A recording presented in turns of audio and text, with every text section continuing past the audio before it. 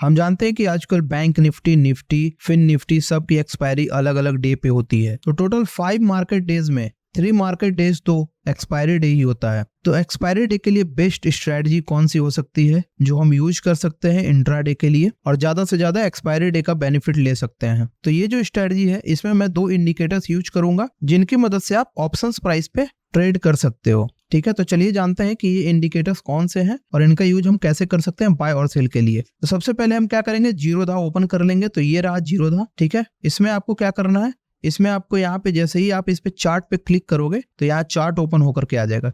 इसके बाद आपको क्या करना है, ये जो पॉप आउट चार्ट है यहाँ पे इस पे क्लिक करना है। आप जैसे ही क्लिक करोगे यहाँ पर आपका निफ्टी का चार्ट यहाँ पर ओपन हो जाएगा। ठीक है, उसके बाद आपको क्या करना है, आपको यहाँ पर ये जो दिख रहा होगा सेलेक्ट लेआउट, इस पे आपको क्लिक करना है। फिर आपको यहाँ पे क्या करना है, ये जो 2 नंबर पे जो फर्स्ट वाला है इसको क्लिक कर देना है। ठीक है, तो मेरे पास 2 सेगमेंट्स आ जाएंगे। ठीक है, यहाँ पर पहला सेगमेंट है, दूसरा सेगमेंट है। इस पहले सेगमेंट में मैं क्या करूंगा, मैं कॉल ऐड करूंगा और ये जो दूसरा सेगमेंट है इसमें मैं पुट ऐड करूंगा। तो यहाँ पर हमें क्या है, हमें ध्यान देना है कि मार्केट कहाँ पे चल रहा है। अभी चल रहा है मार्केट 21,968 पे। ठीक है, तो यहाँ पर हम क्या करेंगे, ऐड द मनी कॉल और add the money put add करेंगे। तो 21,968 चल रहा है, तो यहाँ पर हम ऐड करेंगे निफ्टी 22,000, नेक्स्ट जो एक्सपायरी है 16 मई उसका कॉल। ठीक है, तो ये हो गया और यहाँ पे हम ऐड करेंगे, इस पे क्लिक करने के बाद यहाँ पे हम ऐड करेंगे निफ्टी 22,000 का पुट। ठीक है, तो ये हमारा कॉल हो गया, ये हमारा पुट हो गया। ठीक है, आपको इसको यूज करना है 3 मिनट्स पे। ठीक है, तो यहाँ पर आप क्लिक करना, 3 मिनट्स पे आना। ठीक है, तो यहाँ ये जो चार्ट है इस पे आपको 3 मिनट्स लग गया। अब आपको इस पे क्लिक करना और यहाँ पे आप क्लिक करना 3 मिनट्स पे, तो ये भी 3 मिनट्स हो गया। ठीक है, उसके बाद आपको क्या करना है, आपको इंडिकेटर ऐड करना। तो इंडिकेटर सेक्शन में आना है, यहाँ पर आपको सर्च करना है ओपन इंटरेस्ट। ये हमारा पहला इंडिकेटर है, तो इस पे हम क्लिक करेंगे, ये है ओपन इंटरेस्ट। ठीक है, तो ये हमारा ओपन इंटरेस्ट ऐड हो चुका है। ठीक है, इसमें आपको सेटिंग्स में अगर जाओगे तो यहाँ पर ओपन इंटरेस्ट का जो कलर है वो आप थोड़ा डार्क कर देना, ओपेसिटी जो है वो थोड़ा डार्क कर देना, इसका थिकनेस भी आप बढ़ा सकते हो। ठीक है, उसके बाद आप इसको क्लोज कर देना। वैसे ही आपको क्या करना है, इसमें भी आपको ऐड करना है, तो इस पर आप क्लिक करना, उसके बाद आप इंडिकेटर सेक्शन में आना, फिर आप ऐड करना ओपन इंटरेस्ट। तो आप ओपन इंटरेस्ट यहाँ भी ऐड कर लेना। ठीक है, इसके सेटिंग्स में भी आपको सेम चीज करना है। ठीक है, तो ये पहला इंडिकेटर है जो ऐड हो चुका है। अब दूसरा इंडिकेटर एक और ऐड करेंगे हम, उसे हम कहते हैं वीवैप। तो यहाँ देखो वीवैप आ गया, इस पे आप क्लिक करोगे वीवैप ऐड हो गया। फिर आप इस पे क्लिक करोगे, यहाँ पे भी वीवैप, ये भी ऐड हो गया वीवैप। तो हमारे इंडिकेटर जो है वो ऐड हो चुके हैं। ठीक है, इसमें आपको कुछ सेटिंग्स नहीं करनी है। उसके बाद आपको ध्यान देना है ओपन इंटरेस्ट पे। ठीक है, तो ये बताने के पहले कि कैसे आपको बाय और सेल करना है, तो ओपन इंटरेस्ट का जो रूल है कॉल साइड और पुट साइड के लिए, ये मैं बताना चाह रहा हूं आपको। तो अगर ओपन इंटरेस्ट कॉल साइड का इंक्रीज हो रहा है, इसका मतलब है कि जो रेसिस्टेंस है वो बिल्ड हो रहा है कॉल साइड का। अगर पुट साइड का जो ओपन इंटरेस्ट है वो इंक्रीज हो रहा है, इसका मतलब है कि जो पुट साइड का सपोर्ट है वो इंक्रीज हो रहा है। ठीक है, आप समझ होंगे। वैसे ही अगर ओपन इंटरेस्ट कॉल साइड का डिक्रीज हो रहा है, मतलब नीचे की ओर आ रहा है, इसका मतलब है कि जो रेसिस्टेंस है वो हट रहे हैं, मतलब जो मार्केट है वो ऊपर की ओर जाएगा। और वैसे ही अगर पुट साइड का जो ओपन इंटरेस्ट है वो डिक्रीज हो रहा है, मतलब नीचे की ओर जा रहा है, मतलब जो सपोर्ट है वो टूटने वाला है और मार्केट नीचे की ओर जाएगा। तो आप समझ गए होंगे, नहीं समझे होंगे तो पीछे करके आप एक बार फिर से समझ लेना, इसको फिर से सुन लेना, क्योंकि ओपन इंटरेस्ट सबसे ज्यादा इंपॉर्टेंट है इन इंडिकेटर्स में। ठीक है, तो ओपन इंटरेस्ट मैंने बता दिया कि कैसे आपको यूज करना है। मैं बताता हूँ रूल्स कि आपको कैसे बाय और सेल करना है। ठीक है, तो यहाँ पे हम देख सकते हैं क्या है, यहाँ पे जो कॉल साइड का प्राइस है वो नीचे आ रहा है, पुट साइड का प्राइस है वो ऊपर जा रहा है। जब मार्केट ट्रेंडिंग होगा तो क्या होगा, ऐसे ही होगा। अगर एक साइड का प्राइस नीचे जाएगा तो दूसरे साइड का प्राइस ऊपर जाएगा। ठीक है, वैसे ही यहाँ पे हम देख सकते हैं जो कॉल साइड का ओपन इंटरेस्ट है वो इंक्रीज हो रहा है, मतलब रेसिस्टेंस बिल्ड हो रहा है, और जो पुट साइड का ओपन इंटरेस्ट है वो डिक्रीज हो रहा है, इंक्रीज हो रहा है, डिक्रीज हो रहा है, इंक्रीज हो रहा है। ठीक है, तो अगर आपका ऐसा सिनेरियो बन रहा है, मतलब जो कॉल साइड का ओपन इंटरेस्ट है वो इंक्रीज हो रहा है और कॉल साइड का जो प्राइस है वो नीचे आ रहा है।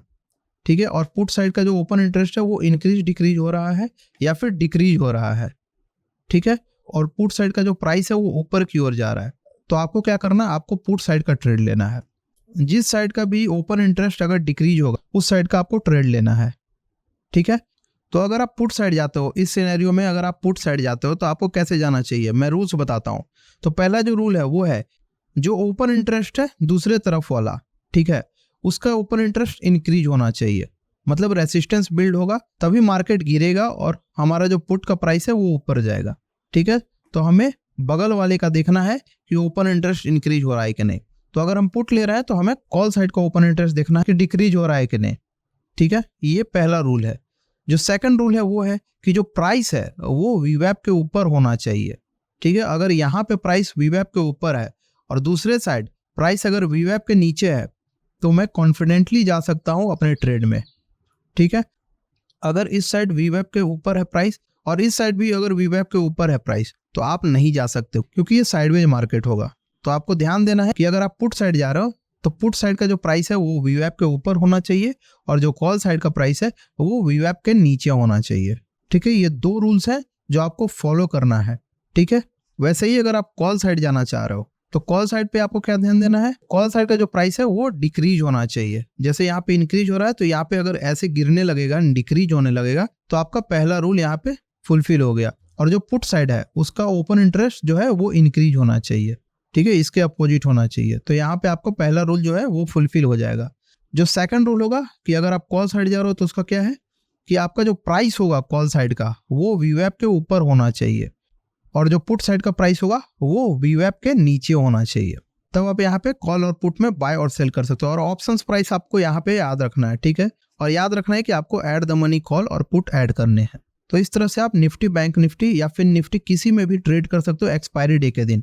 और ये जो स्ट्रेटजी है ये आपको एक्सपायरी डे के दिन ज़्यादा मदद करेगा, ज़्यादा बेनिफिशियल होगा जब आपका एक्सपायरी होगा तब, ठीक है। तो आप ट्यूसडे के दिन आप फिन निफ्टी में ट्रेड कर सकते हो इस स्ट्रेटजी की मदद से। आप वेडनेसडे में क्या कर सकते हो, बैंक निफ्टी में कर सकते हो। और थर्सडे में क्या कर सकते हो, निफ्टी में कर सकते हो, ठीक है। एक और रूल ऐड कर लेना आप इसमें कि आपको स्टॉप लॉस कहाँ लगाना है। तो आपको जो स्टॉप लॉस है वो एटीआर के हिसाब से लगाना है, एटीआर की मदद से लगाना है, ठीक है। तो एटीआर की मदद से जो स्टॉप लॉस लगाया जाता है, अगर आपको नहीं पता है कि एटीआर के हेल्प से स्टॉप लॉस कैसे लगाया जाता है तो आप क्या कर सकते हो, मैंने वीडियो बना रखा है तो आप वहां जा करके देख सकते हो कि एटीआर की मदद से आपको स्टॉप लॉस कैसे लगाना है। और एक और बात याद रखना है आपको कि अगर स्टॉप लॉस बहुत ज़्यादा बड़ा हो जाता है, जैसा आप एक्सपायरी डे के दिन काम करते हो, तो आपका स्टॉप लॉस जो है वो 15 से 20 पॉइंट का होना चाहिए अगर आप ऑप्शंस में ट्रेड कर रहे हो तो, ठीक है। तो हमारा जो ऑप्शंस प्राइस होगा उसमें 15 से 20 रुपए का स्टॉप लॉस होना चाहिए। उससे ज़्यादा स्टॉप लॉस अगर आपका है तो आप उसमें ट्रेड नहीं करो, आप उसको इग्नोर कर सकते हो क्योंकि बहुत ज़्यादा रिस्क हो जाता है। तो आपको क्या करना है, आपको ऑप्शंस प्राइस में 15 से 20 रुपए का स्टॉप लॉस मैक्सिमम रखना है, ठीक है। अगर उससे कम हो गया तो ज़्यादा बेटर है, लेकिन उससे ज़्यादा नहीं होना है क्योंकि अगर आप बहुत ज़्यादा रिस्क लोगे तो फिर आपके कैपिटल जो है वो वाइप्ड आउट हो जाएंगे, ठीक है। तो सबसे बड़ा जो चीज़ होता है वो होता है कैपिटल प्रोटेक्ट करना।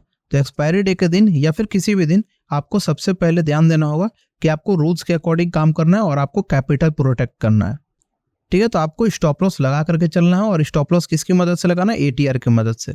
और वो वीडियो आप देख सकते हो, मैंने 2 से 3 वीडियो बना रखे हैं स्टॉप लॉस पे कि आपको स्टॉप लॉस एटीआर की मदद से समझ गए कि आपको इन इंडिकेटर्स की मदद से बाय और सेल कैसे करना है। तो आई होप आपको ये वीडियो अच्छा लगा होगा। इस वीडियो को लाइक करो, शेयर करो और सब्सक्राइब करो हमारे चैनल को। Thank you so much guys.